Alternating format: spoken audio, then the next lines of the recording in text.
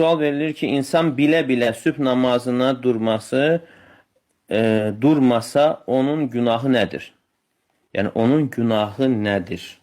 Günahı nədir deyəndə ki, onun elə günahları var ki, elə sübh namazına dura bilməyib. Yəni, günahlar insanı qandallayır. Günahlar insanın başını ağırlaşdırır və qaldıra bilmir. Yumşaq yastıqdan qaldıra bilmir. Və o ki, qaldı cəza barəsində, qəbirdə verilən cəzalar haqqında götürdük ki, Səmura radiyallahu anh'ın hədisində Peyğəmbər sallallahu aleyhi və səlləm görür ki, yəni bir nəfər uzanıb, başqa bir nəfər isə onun başının üzərində böyük bir daşla durur və daşı onun başına vurur. O daşla onun başını yarır. Başı yarılandan sonra daş diyirlənir. Və o insan gedir daşı götürməyə və gələndə görür ki, artıq başı onun yenə birləşib. Yenə vurur.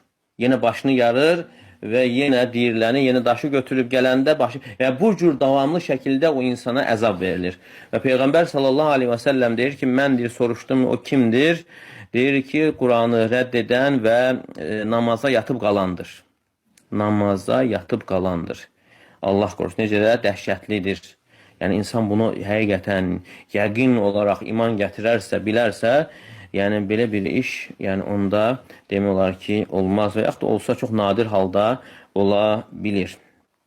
Və o ki, qaldı insanın davamlı şəkildə yatması, amma işə isə gecikməməsi, yəni, bu insanın axirətə olan imanında problemin olmasından yaranır. Əgər bir insana deyilsə ki, bu dünyada, əgər sən səhər baxmasan, sənin başın yarılacaq. Yəni, o insan oyanmamış qalarmı? Bu isə həqiqətdir. Sadəcə bizim yəqinliyimizin azlığına görə, yəni insanda bu kimi hallar baş verir.